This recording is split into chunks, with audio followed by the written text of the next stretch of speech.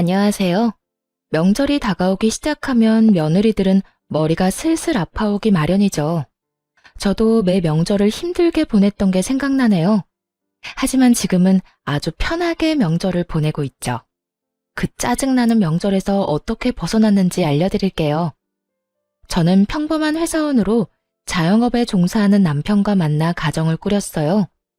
신혼집은 경기도 외곽에 있었는데 남편 직장과 제 회사가 가까운 곳에 마련했죠. 결혼 초반에는 명절에 대한 스트레스가 그렇게 크지는 않았어요. 결혼 3년 차가 될 때까지는 친정에도 갈 수 있었으니까요. 사실 친정은 거의 땅끝마을에 가까운 아주 먼 지방에 있었어요. 가는 길마저 험해서 결혼 후에는 명절이나 연휴 때 한 번씩만 들를 수 있었죠. 너무 멀고 대중교통으로 가기도 힘든 곳이라 자주 못 가더라도 이해하고 넘어가려고 했어요. 그런데 결혼 4년 차가 되던 해부터 남편이 친정에 가는 걸 꺼리더군요. 여보, 솔직히 너무 멀잖아. 이번에는 그냥 연락만 드리고 용돈은 계좌로 붙여드려. 거기까지 내려갔다가 다시 올라오면 쉬는 시간도 없이 바로 출근인데. 힘들어서 일도 못해. 나뿐만이 아니라 당신도 마찬가지잖아. 이게 남편의 논리였고, 솔직히 미안할 일도 아닌데 괜히 미안하기까지 했죠. 친정이 너무 멀어서 남편이 많이 피곤하겠다 싶었어요. 괜히 이렇게 먼 곳에 직장을 가지게 된 스스로를 탓하게 되기도 했고요. 그런데 시모는 또 다른 이유로 저를 친정에 보내지 않았어요. 처음 남편 말을 따라 친정에 내려가지 못한 날, 시모가 저한테 그러더군요. 잘했다. 시집 왔으니 넌 죽어도 이 집 귀신이야. 친정 가봐야 이제 남이지. 우리 집에서 마음 편하게 지내라. 그리고 남편 내조도 좀 하고. 사위는 백년 손님이라잖아. 친정에 데리고 가봐야 손님밖에 더 돼.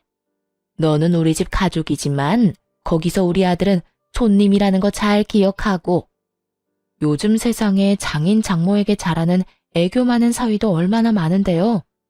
백년 손님이라니 그만큼 남편이 처가에 싹싹하게 굴지 못한다는 뜻이잖아요. 그런 옛말을 들먹이며 친정에 내려가지 못하게 하는 시모도 웃겼어요. 그래도 그때는 그냥 그러려니 하고 넘겼죠. 모든 시어머니가 그렇듯 우리 시모도 똑같이 밉상짓을 하는구나. 정말 딱 거기까지만 생각했죠. 근데 점점 남편의 행동이 신경을 살살 긁었어요. 어느 순간부터 유별나게 시모만 챙기기 시작하더군요. 저는 명절에 친정도 가지 못하는데 부모님께 용돈을 50만 원 정도만 드렸거든요. 그런데 남편 놈은 시댁에 용돈 50만 원을 드리고 몸에 좋은 건강기능식품에 각종 과일 그리고 선물 세트까지 사서 들고 가더라고요. 좀 불공평하다 싶어서 한마디 했죠. 용돈도 드리는데 꼭 그렇게 선물을 많이 사야겠어? 우리도 돈이 없어서 생활비도 아끼는데.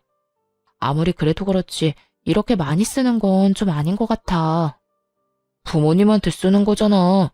이 정도는 해드려야 부모님도 든든하실 거야. 그리고 무리하는 거 아니거든? 그럴 거면 우리 집에도 좀 보내주지 그랬어? 왜? 처가댁 부모님은 부모 아닌가? 사서 들고 가기에는 처가댁이 너무 멀잖아.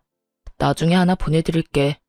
그리고 명절에 보내면 택배 대란 때문에 다 상하고 문제 생길 텐데 그러지 말고 명절 끝나고 보내드리자. 말은 그렇게 해놓고 매번 까먹기 일쑤였죠. 그런데 그 뒤로도 남편 놈은 친정에 아예 갈 생각을 안 하더군요.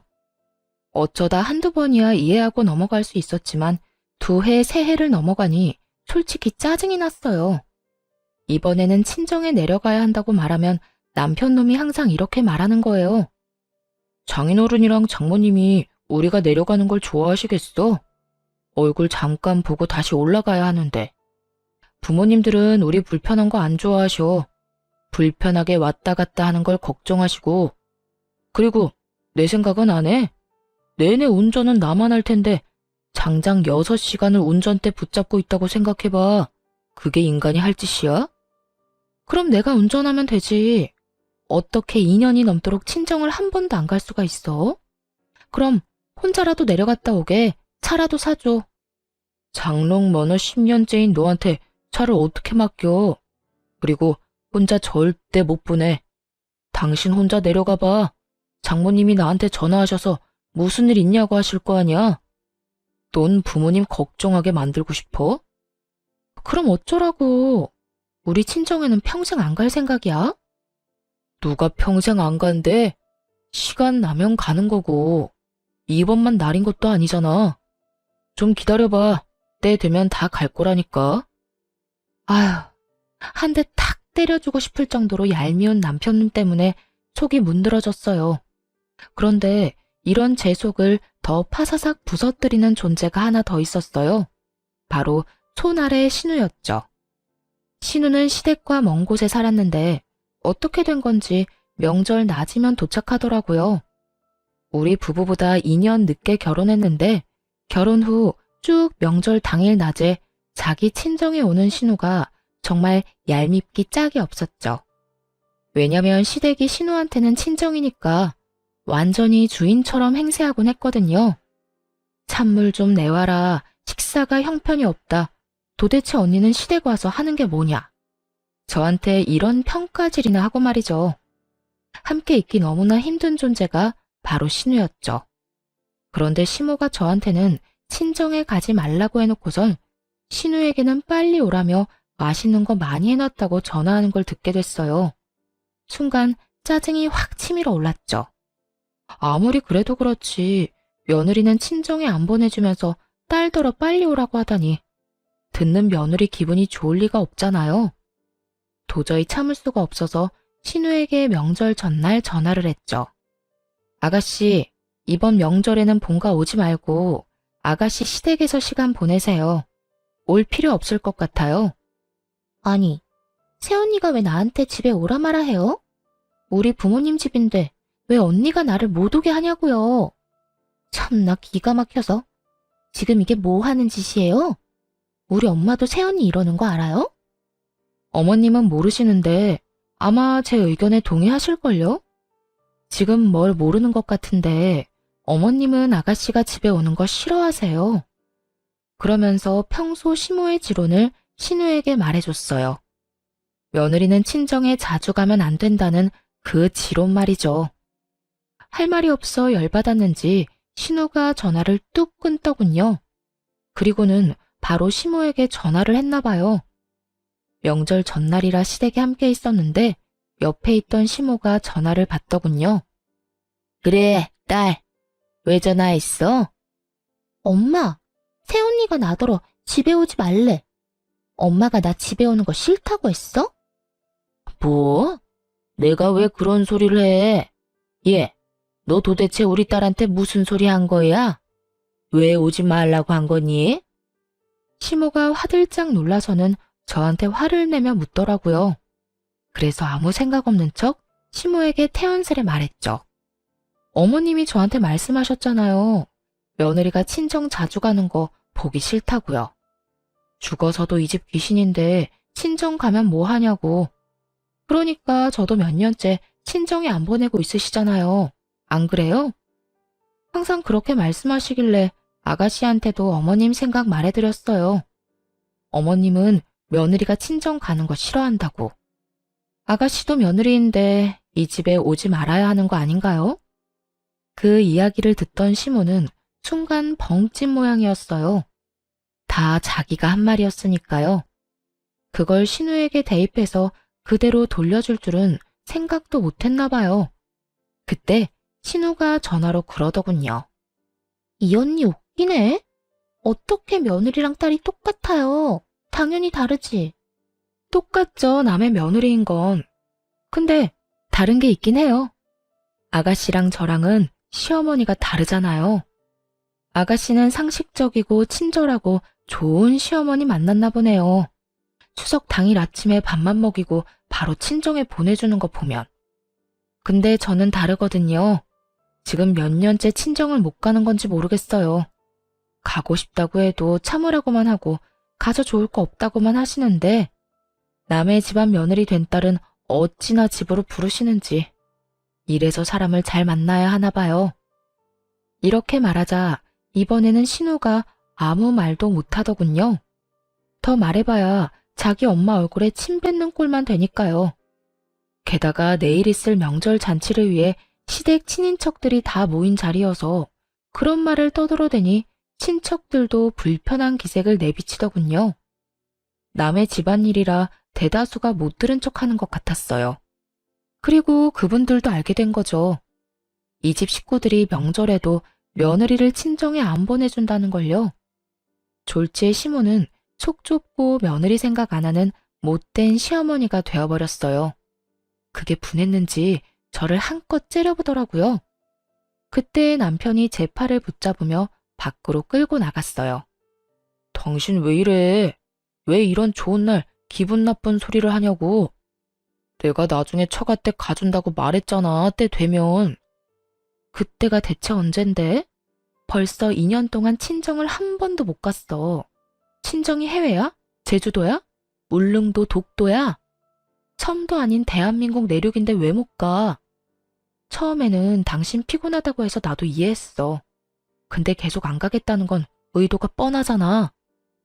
야, 그런 이야기가 아니잖아. 내가 뭐 평생 안 간대? 가긴 갈 건데 요새 좀 피곤해서 못 간 거지. 참나, 명절에 시댁을 가면 친정도 가는 게 상식이야. 당신 동생처럼. 시누이 시댁은 상식적으로 행동하던데 왜 당신네는 안 그런 짓만 골라서 해? 아무리 시어머니가 달라도 그렇지. 내가 그냥 재수가 없는 거야? 그래서 이런 시어머니랑 남편 만나는 통에 친정 못 간 거냐고. 아무리 그래도 친인척들 다 있는 데서 그런 말하면 우리 엄마는 뭐가 돼? 뭐가 되긴? 상식 없고 속 좁은 시어머니가 되는 거지. 근데 틀려? 맞는 말이잖아. 당신처럼 어머님도 나 친정 못 가도록 매번 막으셨어. 몰랐지? 주말에 나 혼자라도 가려고 하면 매번 시댁에 오라고 해서 일 시키신 분이야. 그러면서 당신 내조해야 하니 친정에는 관심 끄라고 하셨고. 주변 사람들도 그런 사정을 다 알아야 내가 덜 억울하지 않겠어? 어쨌든 나 이번에는 무조건 친정 갈 거야. 당신은 오든지 말든지 마음대로 해. 그렇게 말하고 남편 차키를 챙겨서 밖으로 나왔어요. 그리고 남편 차를 타고 친정으로 내려왔죠. 오랜만에 차를 운전하긴 했지만 친정으로 가는 길을 잊어버리지는 않았더라고요. 그렇게 혼자 내려갔더니 친정 부모님이 깜짝 놀라더군요. 너 연락도 없이 웬일이야? 얼마 만에 보는 거냐? 잘 지냈어? 아빠.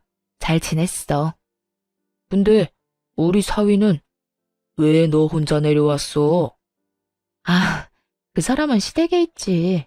나 혼자 차 타고 여기 내려온 거야. 이번에는 나도 친정에 오고 싶었거든. 그러고는 사가지고 온 선물을 부모님께 잔뜩 안겨드리며 집 안으로 들어갔어요. 왜 지금껏 못 드린 건강기능식품과 과일 바구니들 말이에요. 오랜만에 친정집에 들어서니 푸근하고 마음이 놓였죠. 친정에는 남편과 싸웠다는 이야기는 따로 하지 않았어요. 그런데 저 혼자 내려보낸 것이 눈치가 보였는지 남편 놈이 그 다음날 부랴부랴 친정으로 내려왔더군요. 시댁 차를 몰고 왔더라고요. 그런 남편 놈을 보며 무미건조하게 말했죠. 무슨 일로 여기까지 왔어? 시댁에 있지. 당신이 여기 있는데 내가 어떻게 계속 본가에 있어? 장인어른, 장모님, 잘 지내셨죠? 얼마 동안 못 내려와서 정말 죄송했습니다. 앞으로 자주 찾아올게요. 얼마나 갈지 모를 의미 없는 말을 꺼내며 남편 놈이 넉살 좋게 인사를 하더군요. 그래도 그냥 그러려니 했어요. 이 인간이 또 안 가겠다고 하면 혼자서라도 이렇게 오면 되겠다 싶었거든요. 그렇게 친정에서 쉬고 집에 도착하니 남편 놈이 그러더군요. 시모가 화가 많이 났다고요. 저는 별로 신경 안 쓴다고 왜 화가 나셨는지 모르겠다고만 했어요. 결국 남편 놈은 더 이상 이야기를 꺼내지 못했고 그렇게 명절이 끝나고 말았어요. 솔직히 마음속으로 앞으로 명절에 시댁엔 절대 가지 말아야겠다는 속셈이 있었거든요. 이제 저는 안 가고 남편만 보내면 되겠다 싶었어요. 그래서 별거 아니라고 생각하고 넘겼고요. 그런데 그대로 진정될 줄 알았던 마음에 이혼의 불씨를 지피는 일이 일어났어요. 바로 시모의 생일날 벌어진 일 때문이었죠. 그해 연말 시모 생일 잔치에 초대받아 갔어요. 생일 선물은 남편이 자기가 마련하겠다고 한지라 저는 신경도 안 쓰고 있었죠. 지난 명절 이후 시모와 화해를 한 것도 아니었고 가봐야 꽂아 놓은 보릿자루처럼 자리만 지키다 올 거라고 예상했거든요. 그리고 시모 생일 선물도 남편이 몇십만 원 정도 용돈이나 주고 말겠지 했어요. 처음에는 무슨 선물을 준비했는지 몰랐어요. 그냥 일반 종이 가방에 담겨 있었거든요. 남편이 시모에게 그걸 주며 나중에 집에 가서 열어보라고 하더라고요. 이때까지만 해도 아무 생각이 없었는데 시모가 그게 뭔지 너무 궁금했었나 봐요. 그래서 남편이 화장실 간 사이에 그걸 꺼내서 확인을 했는데 선물을 확인한 순간 제 눈도 뒤집어졌어요. 좋기 몇백만 원은 하는 명품 가방이었거든요. 이 인간이 친정엄마 생일에 준 선물은 12만 원짜리 화장품 세트였거든요. 그것도 인터넷에서 고르고 골라 제일 싼 거 사서 친정집으로 바로 붙여줬으면서 시모 생일에는 엄청나게 비싼 명품 가방을 준 거예요. 완전히 머리가 확 돌아버릴 만큼 열받더군요. 그리고 이렇게 화가 나는데도 또 다른 이유가 있었어요. 명절 이후에 남편놈이 시모에게 외제차를 사줬거든요. 시모가 바깥 활동을 하는데 차가 없어서 힘들다는 이유로요. 그때 남편에게 엄청 화를 냈었어요. 몇 달 전에 저한테 돈까지 빌려간 인간이 그렇게 큰 돈을 펑펑 쓰니까 화나잖아요. 그래서 시어머니 외제차 사줄 돈은 있었냐고 따졌죠. 그랬더니 남편이 뭐라고 한 줄 아세요? 자기 돈으로 부모님 좋은 거 해드리겠다는데 뭐가 그렇게 안 입곱냐고 하더라고요. 하긴 빌린 돈 보태서 자기가 번 돈으로 효도하는데 뭐라 할 수는 없죠. 하지만 기분이 더러운 건 사실이잖아요. 그날 저녁 돌아오면서 남편한테 그랬죠. 어머님, 명품 가방 사드렸더라? 어? 어떻게 알았어? 어머님이 자랑하고 싶으셨는지 당신 없을 때 열어보셨거든. 돈 없다면서 나한테 빌려가 놓고 아주 어머님한테는 펑펑 쓰네? 그렇게 돈 많으면 내 돈 먼저 좀 갚지 그래? 나도 우리 엄마한테 돈 한번 펑펑 써보게. 여보, 당신한테 빌린 돈은 이렇게 개인적으로 쓴 게 아니야. 가게에 필요한 돈이라 빌린 거잖아. 그리고 엄마한테 준 거 진짜 명품도 아니라고. 그냥 레플리카야. 몇십만 원 하는. 태연하게 말하는 남편놈을 보며 속으로 코웃음을 쳤죠.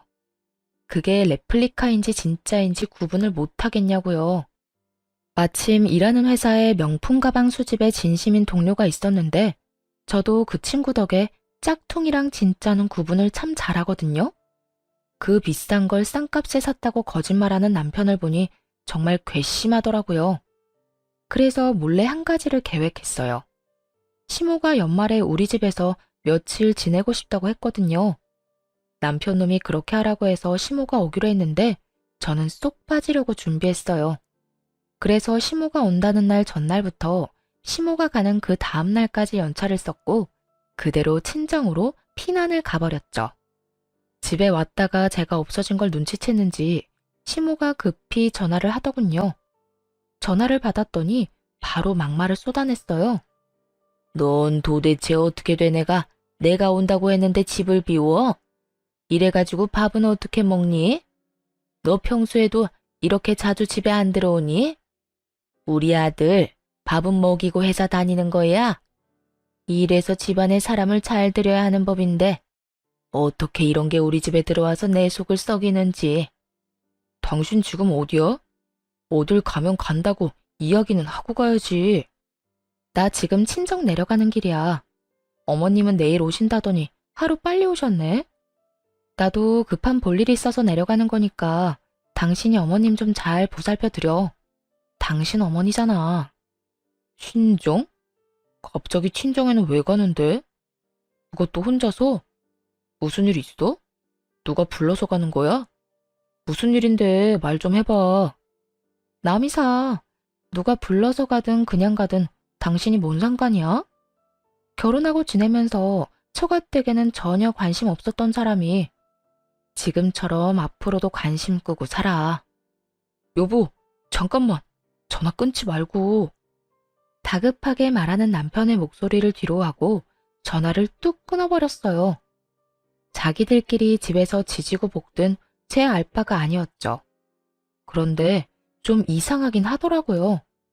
왜 친정에 간다니까 저렇게 예민하게 구는 걸까요? 시모는 저한테 짜증을 냈지만 남편의 반응은 뭔가 달랐어요. 뭔가 조급해하고 초조해하는 기색이 있었죠. 그렇게 이상하다 싶은 마음을 가지고 친정에 도착했어요. 남편에게 말했다시피 사실 친정에 볼 일이 있긴 했어요.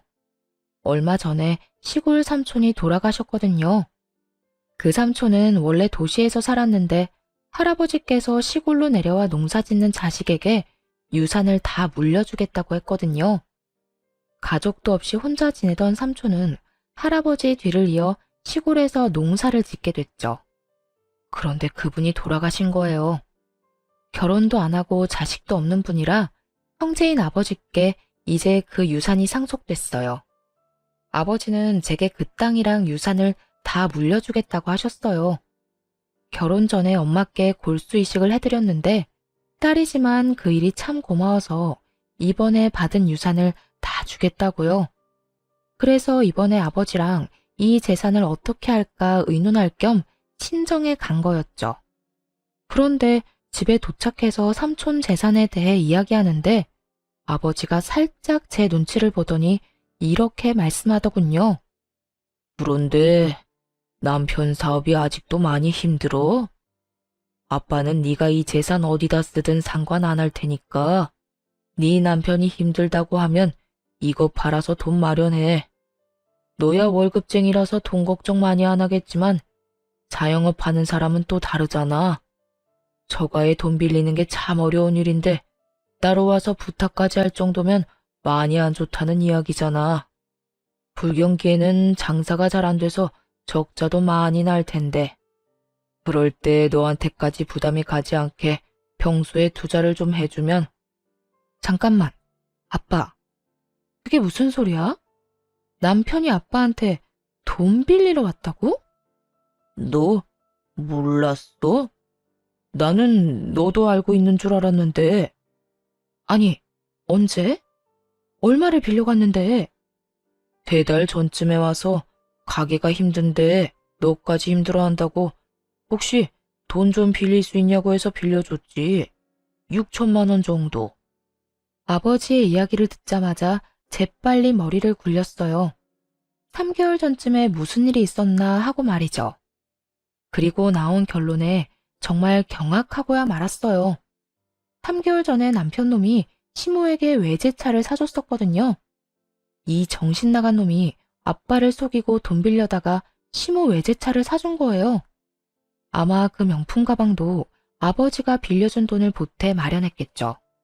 저한테도 돈 없다고 빌빌거리면서 1년 전에 돈 빌려간 놈이 저 몰래 아빠에게도 돈을 빌려갔다는 이야기를 들으니 진짜 열불이 나더라고요.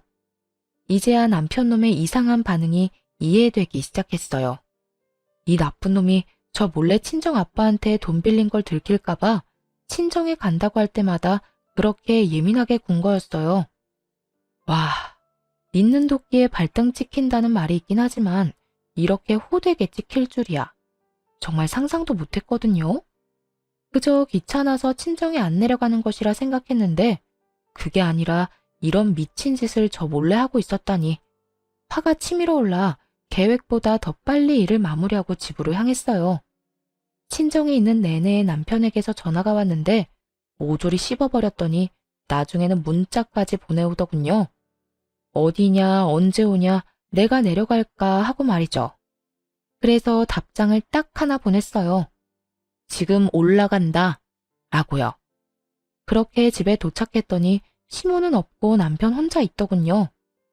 뭔가 불길함을 느낀 건지 남편 놈이 눈치를 보더니 이렇게 말했어요. 친정에는 왜 갔다 왔어? 장인어른 장모님 아무 일 없으시지? 아무 일도 없으셔. 근데 오늘 우리 사이엔 무슨 일 있을 거야. 나 당신이랑 이혼할 거거든. 갑자기 그게 무슨 소리야? 이혼이라니. 친정에 갈 때마다 어머님께 한 소리 들어야 하는 것도 짜증나고 쉬는 날에도 내 맘대로 못 쉬는 거 진짜 열받아. 그냥 이혼해. 더 이상 이렇게는 못 살아.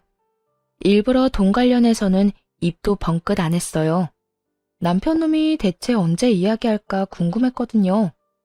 그런데 예상과 달리 먼저 돈 이야기를 안 하니 남편 놈이 완전히 당황하더군요. 이혼을 하게 되면 저에게 빌려간 돈을 당연히 갚아야 할 테고 그뿐만이 아니라 장인어른한테 빌린 돈도 갚아야 했죠. 그걸 생각하니 아득했는지 똥줄 빠진 것처럼 안절부절 못하더라고요. 그렇게 이혼 소송을 진행했어요.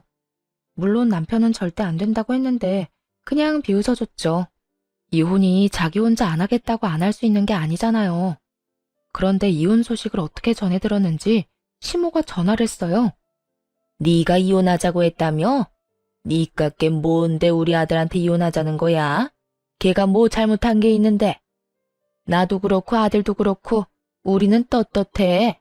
뭐 쫄기라도 할 줄 알았어? 이혼하자면 하는 거지. 그런데 네가 그래봐야 위자료 한 푼도 못 줘. 그리고 네가 결혼할 때 받아간 결혼 자금 그거 고스란히 뱉어내고 이혼해라. 아니면 이 이혼 절대로 못 해주고 끝까지 쫓아가서 그 돈 다 받아낼 생각이야. 그러니까 도망칠 생각하지 말라고 미리 경고하려고 전화했다. 시모의 기세가 아주 등등하더군요. 뭐 이해할 수 있었어요. 시모는 아무것도 모르고 있었으니까요. 그러니까 이렇게 커다란 폭탄을 던질 거라는 상상도 못하고 거만하게 구는 거겠죠. 그래서 그 다음날 준비한 서류를 들고 시댁을 찾아갔어요. 시모가 팔짱을 딱 끼고 두 눈을 부라리며 저를 쳐다보더군요. 그런 시모를 보며 그저 웃으면서 가지고 있는 서류를 거실 탁자 위에 올렸어요. 서류에는 1억이라는 큰 돈을 시모가 제게 줘야 한다는 글이 적혀 있었죠. 그 내용을 보고 당연히 시모는 어리둥절해 하더군요. 분명히 자기가 돈을 받아내야 한다고 생각하고 있었는데 오히려 본인에게 1억이라는 큰 돈의 청구서가 돌아갔으니까요. 이게 뭐야? 네가 나한테 돈을 준다는 얘기니? 아니요. 어머님이 저한테 1억을 주셔야 한다는 얘기예요. 그게 무슨 소리야? 너 결혼할 때 내가 1억 줬잖아. 그거 너 다 했잖아. 그러니까 이혼하면 그거 다시 다 돌려줘야지. 어디서 사람을 속이려고? 예상대로 시모는 미친 듯이 소리를 치며 거짓말하지 말라고 난리를 피우더군요. 저는 시모와는 정반대로 차분해졌죠. 여기 남편 통장 내역이 있어요. 어머님이 주신 1억 제 통장에 들어온 게 아니라 남편 통장으로 들어갔고요. 그 1억은 결혼 자금과는 아무런 상관없이 남편 가게 사업 자금으로 들어갔어요. 보면 아시죠? 한글 못 읽는 거 아니시잖아요. 그리고 그 이후로 제가 남편한테 결혼 자금으로 받은 돈은 조금도 없어요. 남편 통장, 제 통장, 어딜 봐도 그런 내역은 없잖아요. 안 믿기시면 변호사 통해서 금융기록 같은 거 살펴보셔도 돼요. 이야기를 듣는 시모 얼굴이 딱딱하게 굳어가기 시작했어요. 그러거나 말거나 서류를 다음 장으로 넘겨서 다시 또박또박 말했죠. 그리고 이건 남편이 저한테 빌려간 4천만 원에 대한 이체 내역이고요. 빌려주면서 당연히 갚으라고 이야기했고 그 돈은 온전히 제 월급으로 모은 거 확인할 수 있어요. 그리고 제 통장에는 남편이 그동안 준 생활비 내역이 있는데 6년이라는 기간을 다 통틀어도 총 금액이 1,000만 원도 안 돼요. 그렇다고 남편이 살면서 생긴 빚을 따로 갚은 것도 아니고요. 가게가 어렵다는 말에 제가 6년간 빌려준 금액이 더 커요. 정 의심되면 그것도 금융기록 뒤져보시고요. 그러면서 바쁘게 다시 다음 장을 넘기며 또 말했죠. 시모는 남편과 제가 준비한 서류를 번갈아 보며 몸을 부들부들 떨더라고요. 이건 남편이 저희 아버지에게 빌려간 6천만 원에 대한 차용증이에요. 이건 저도 몰랐는데 얼마 전에 어머님께서 저희 집에 와서 쉬셨잖아요. 그때 연차 쓰고 친정에 내려갔다가 처음 알게 된 사실이에요. 남편이 저한테 아무 말 안 하고 아버지께 돈을 빌렸더라고요. 그 때문인지 친정에 내려가는 저를 방해까지 했고요. 여보, 내가 방해를 한 게 아니라. 남편 놈이 찔리는지 중간에 변명을 하려고 하더라고요. 저도 말이 곱게 나오진 않았죠. 그럼 언제 이야기할 생각이었는데? 너 내가 그날 친정 내려간다고 했더니 필사적으로 막았잖아. 네가 우리 아빠한테 나 몰래 돈 빌린 거 안 들키려고.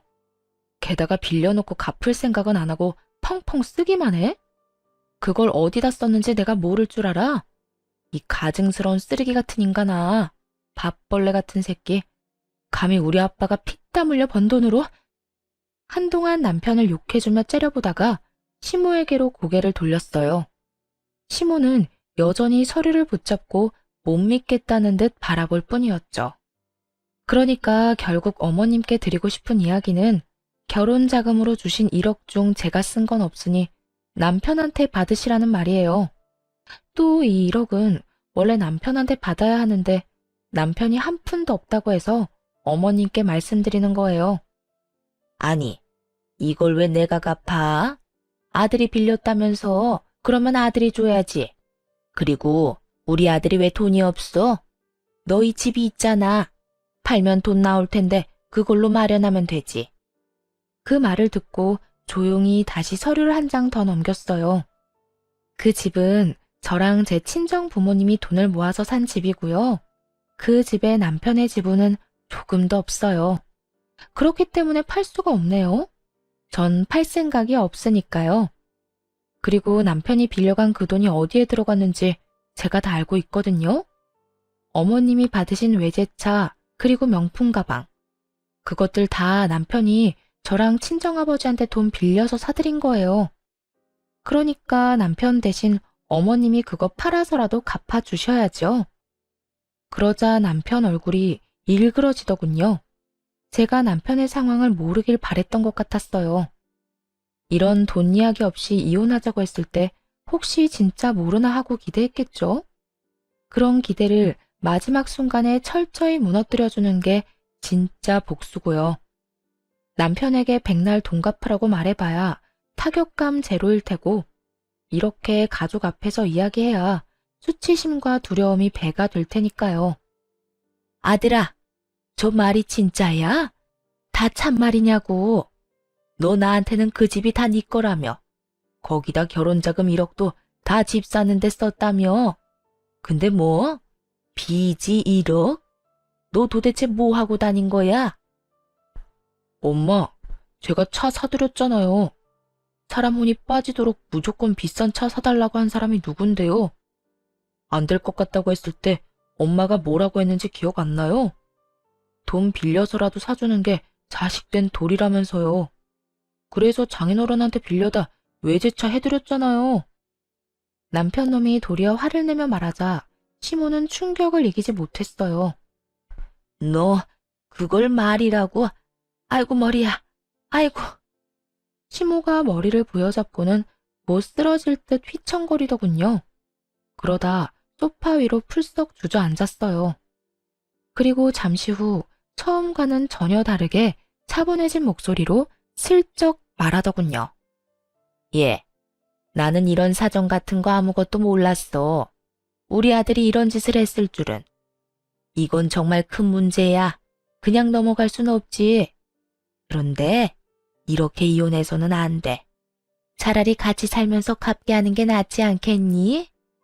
아까의 기세등등하던 태도는 어디로 갔는지 이제는 시모가 이혼하지 말라고 권유하더군요. 살면서 돈을 갚도록 하는 게 더 좋다는 이유로 말이죠. 안면물수라는 게 이럴 때 쓰는 말일까요? 너네가 이혼한다고 쫄릴 줄 아냐며 큰 소리는 펑펑 쳐놓고 남편에게 빚이 1억 있다는 걸 알자마자 급박하게 꼬리를 내리는 시모 꼴이라니. 게다가 남편이 빈털털이라는 것을 알고는 저를 묶어두려는 것 같더군요.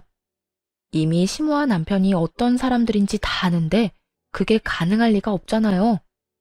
솔직히 두 사람이 저한테 조금이라도 친절하게 대했다면, 그리고 저를 속이지 않고 친정에 가도록 배려해줬다면 이혼까지 생각했을까요? 분명 고민이야 했겠지만 이혼은 안 했겠죠. 그렇지만 남편의 행동이 너무 치사했잖아요. 친정에는 내려가지도 못하게 한 주제에 장인어른한테 빌린 돈으로 시모에게 외제차와 명품백을 사주다니. 그런 남편놈을 보고 누가 이혼을 생각하지 않을 수 있겠어요? 저는 코웃음을 치며 시모에게 말했죠. 아드님 이혼 안 시키고 절 붙잡아 보려는 그 마음은 알겠지만 이미 늦었어요. 이혼 소송 진행 중이거든요. 그리고 이혼하든 안 하든 이 돈은 남편이 갚아야 하는 거고요. 저희 아버지도 그렇고 저도 그렇고 이 돈 어떻게든 받아낼 거예요. 그제야 시모가 무너지더군요. 갑자기 고개를 쳐들더니 실성한 여자처럼 아들에게 소리쳤어요. 난 못 갚아. 네 잘못이고 네가 빌린 돈이니 네가 갚아. 내가 뭔가 해줄 거라고 절대 기대하지 마. 잘못한 건 네 놈이고 나는 결백하니까. 결백한 것 치곤 시모가 받아먹은 게 워낙 많아서 남편 놈도 가만히 있진 않았어요. 아니, 그 돈 빌려서 온전히 저한테 쓴 것도 아닌데 왜 못 갚아주는데요? 와, 엄마 진짜 얼굴에 철판 제대로 깔았네. 그만큼 받아놓고 이제와 발뺌을 하신다? 그건 제가 용납 못해요. 두 사람은 1억이라는 빚 앞에 한치도 물러서지 않고 팽팽하게 싸우더군요. 그런 둘을 놔두고 그 집을 빠져나왔어요. 그리고 집에 오자마자 용달차 부르고 안방에 있는 남편 짐부터 꺼냈죠. 그런데 어느새 남편 놈이 집에 슬그머니 들어오더니 짐을 싸는 걸 보고 저를 말리려고 하더군요. 여보, 진짜 이럴 거야? 나 정말로 내보낼 거냐고. 우리가 함께 산 세월이 몇 년인데 이런 식으로 내보내는 건 좀 아니지 않아? 내가 어떤 식으로든 갚는다니까? 그 돈은 당연히 갚아야 하는 거고, 당신은 이 집에 대한 지분이 하나도 없잖아. 결혼할 때 한 푼도 안 내고 이 집에 들어온 건 너야. 그때도 당신 가게 힘들다고 해서 어머님한테 받은 돈도 당신이 모았다던 결혼 자금도 다 가게로 들어갔지. 솔직히 그것도 의문이긴 해. 그 돈은 시댁에 안 갖다 바쳤어? 나 당신한테 제대로 생활비 받아본 적 한 번도 없어. 그것만으로 이미 아웃이고 어차피 이혼하고 나갈 텐데 뭐하러 굳이 같이 살아? 보기 싫은 얼굴 쳐다보면서. 그러니까 미리 좀 나가. 알았어? 하나부터 10까지 너무 맞는 말만 하니 남편도 더 이상 아무 말 못하더군요. 뭐 입이 10개라도 할 말이 없었겠죠. 자기가 뭘 잘했다고 이 집에 남겠다 어쩐다 이야기하겠어요? 그리고 시모와 남편을 위한 진정한 지옥은 며칠 뒤부터 시작됐어요. 이혼에 대한 전말을 모두 듣게 된 친정아빠가 완전 열받으셨거든요. 그딴 놈도 하나뿐인 사위라고. 내가 노후 자금으로 모아놨던 자금까지 빌려줬는데 널 속이고 그딴 짓을 했다고? 널 친정에 못 가게 한 것도 모자라 지엄마 외제차랑 명품백을 사줬단 말이야. 차라리 너한테 선물을 사줬다 하면 내가 그 돈 받을 생각 안 했을지도 몰라. 그런데 감히 내 딸한테도 돈을 빌려놓고 나한테까지 돈을 빌려? 그건 절대로 용서 못하지. 지옥까지 쫓아가서라도 그 돈 받아내고야 만다. 그렇게 선언한 친정아빠는 정말로 그 먼 곳에서 한달음에 올라오셨어요. 그러고는 남편이 시모에게 사준 외제차 뒤를 졸졸 쫓아다녔죠. 완전히 대놓고 쫓아다닌 게 아니라 몰래 뒤만 쫓다가 시모가 지인들을 만나는 것 같으면 마치 우연히 마주친 적 다가가 이랬대요. 아이고, 잘 지내고 계신 것 같아서 보기 좋습니다. 이제 그쪽 아드님하고 우리 딸이 이혼한 건 아시죠? 그런데 그쪽 아드님이 나한테 빌려간 돈을 안 갚아서 이렇게 찾아왔어요. 아드님이 그러는데 자기는 돈이 없으니 엄마한테 가서 받으라고 하더라고요. 저도 노후를 위해 힘겹게 마련한 돈이라 없으면 크게 곤란해서 말이죠. 그쪽 아드님이 나한테 빌린 그 돈으로 자기 엄마 외제차를 사줬다고 하는데 그게 바로 이 차죠? 아이고, 참 좋아 보이네. 아니, 사돈은 왜 이럴 때까지 찾아와서 그런 이야기를 해요? 저는 우리 아들이 빌린 돈이랑은 아무런 상관이 없는 사람이에요. 상관이 없어? 당신 아들이 저지른 짓이고 그동안 당신이 그 돈 다 썼잖아. 그러면 양심상 대신 갚아줘야 한다는 생각은 안 들어요? 돈이 없으면 이 차랑 그 어깨에 걸려있는 가방을 팔아서라도 마련하셔야지. 그러니까 돈은 빌린 사람한테 갚아달라고 해야지. 왜 빌린 사람 엄마한테 이렇게 난리를 치냐고요? 아니, 상관이 왜 없어요? 그쪽이 아들을 잘못 키웠잖아요. 그리고 우리 딸 친정에도 못 가게 하고 이 집에서 매번 일 시키고 괴롭혔다면서요. 내가 그 이야기를 듣고 어찌나 속이 이상한지 밤에도 잠이 안 와. 남의 귀한 딸 데려다가 막 부리는 것도 모자라서 부모도 못 찾도록 만들어. 쌍으로 정신이 나간 것들. 뚫린 입이라고 아무 말이나 짓거리는 거 봐. 어쨌든 그쪽 아드님이 빌려간 1억 가지고 있는 걸 팔아서라도 마련하시라고. 당신 다니는 곳이 어디든 다 쫓아다니면서 그 돈 다 받아낼 거요. 앞으로 만날 지인들한테 아들 새끼가 사고친 거 다 알리고 싶으면 마음대로 하시오. 난 안 말릴 테니까. 아빠의 말에 무시무시함을 느꼈는지 시모는 그 뒤로 사람을 만나지 않고 집에 틀어박히더군요. 시모가 밖에 나오지 않자 아빠는 이제 남편을 쫓아다녔어요. 아빠 돈이랑 제 돈까지 당장 갚으라고요. 결국 주변에 사람이 있든 말든 상관없이 쪼아대는 아버지 때문에 남편 놈은 시모의 반대를 뒤로하고 명품 가방과 외제차를 팔아 돈을 마련했어요. 그렇지만 아무리 좋은 외제차의 명품 가방이라도 중고잖아요. 당연히 살 때만큼의 돈을 마련하기는 어려웠죠. 비싼 만큼 감가가 어마무시하잖아요. 그래서 어쩔 수 없이 시댁집을 담보로 대출을 받아 저와 아버지에게 갚았더군요. 그 돈을 갚을 때 남편이 저한테 한마디 했어요. 정말 독하다 독해. 진짜 이렇게까지 해야 해? 우리가 하루 이틀 같이 산 것도 아니고 몇 년을 함께 살았는데 나는 적어도 장인어른이 좀 더 상식적인 방법으로 돈을 받아갈 거라고 생각했어. 그런데 이게 뭐야? 주변 사람들한테 소문 다 내고 나를 못 살게 굴면서까지 돈을 받아갔어야 했어? 당신 왜 이렇게 사람이 못 됐어? 당신 아버지도 그렇고. 우리 아빠 욕하지 마. 독한 걸로 치면 네가 최고지. 넌 그럼 얼마나 상식적이길래 우리 집 무시하고 시댁에만 돈 쳐바르면서 효도했어? 솔직하게 말해서 네가 시댁에 효도할 때 친정에도 똑같이 해줬으면 내가 이랬겠냐고. 입장 바꿔놓고 생각해봐. 내가 우리 엄마한테만 몇백만 원짜리, 몇천만 원짜리 물건 사주고 너희 엄마한테는 10만 원짜리 화장품 사주면 어떻겠어? 기분 더럽겠지. 그래놓고 나한테 친정에도 가지 말라고 하고. 안 당해보면 모르는 거야. 그래서 당해보라고. 네가 그 입장이 되어봐야 그게 무섭고 힘든 일인 걸 알지. 왜 나 혼자 그 더러운 행동에 피해봐야 하는데? 너도 느껴봐. 아니, 솔직히 아들이 부모님한테 효도한 게 큰 죄는 아니잖아. 아무리 그래도 이렇게 하면 나랑 엄마는 앞으로 어떻게 살아? 야, 나는 네 심보가 고약하고 괘씸해서 용서를 못하는 거야. 능력도 안 되는 게 처갓집에서 돈 빌려다가 효도를 그렇게 하면서 막상 돈 빌려준 처갓집은 무시했지. 게다가 그게 찔려서 마누라는 친정에 가지도 못하게 하고. 가슴에 손을 얹고 네 놈이 한 짓거리를 생각해봐.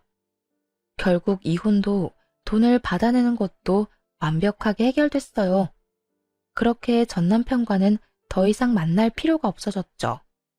그 이후로 몇 번이나 연락이 왔지만 다 무시했어요. 전화한 이유야 뻔했으니까요. 그래서 용서해달라는 말은 필요 없으니 연락하지 말라고 몇 차례 문자를 보냈더니 더 이상 연락이 없더군요. 전 남편과 이혼하고 나서 저는 매년 명절이 되면 친정집으로 내려갔어요. 이혼을 하고 돌아온 저를 친척들은 반갑게 맞아줬죠. 그딴 놈이랑 잘 헤어졌다고 정신 나간 놈이라고 말해줬어요. 결국엔 저와 아빠, 친정까지 다 말아먹었을 놈이라고 다들 욕을 얼마나 하는지. 그 욕만 듣는데도 배가 든든하게 부를 정도였어요. 그렇게 친정집에 있으면서 오랜만에 SNS를 했더니 신우의 게시글이 떡하니 올라왔더군요. 보니까 해외여행이라도 간 것 같았어요. 신우와 그 아이들이 이국적인 건물 앞에서 사진을 여러 장 찍었더라고요. 그러면서 명절 연휴에 해외에 놀러 갔다는 문구까지 썼더군요. 명절 때마다 친정에 오고 싶어 안달이 날 정도였던 신우가 웬일로 친정이 아니라 해외에 갔는지 궁금했어요. 그리고 나중에야 그 이유를 알 수 있었죠. 전 남편과 전 시모가 빈털터리가 되고 나서 신우에게 손을 벌리려고 한 것 같더군요. 하긴 지인들에게 허세 부리고 싶어서 아들놈 들들 볶았던 시모잖아요. 당연히 신우에게도 똑같이 행동했겠죠. 눈치 빠른 신우는 그러기 싫어서 명절에 해외여행을 하고 있는 거였어요. 매년 떠들썩하게 사람 많던 시댁에 결국 찬바람만 쌩쌩 불고 있는 상황인 거죠. 게다가 들어보니 전 시모와 전 남편의 관계는 더욱 악화일로를 걷게 됐더라고요. 전 남편이 결국 시댁에서 나와 가게에서 숙식하고 있다는 소식을 들었어요. 자신을 구박하고 차랑 가방 돌려달라며 찡찡대는 시모 때문에 말이죠. 전 남편도 자신이 그렇게 살게 될 줄 알았으면 그런 짓을 안 했을 거예요.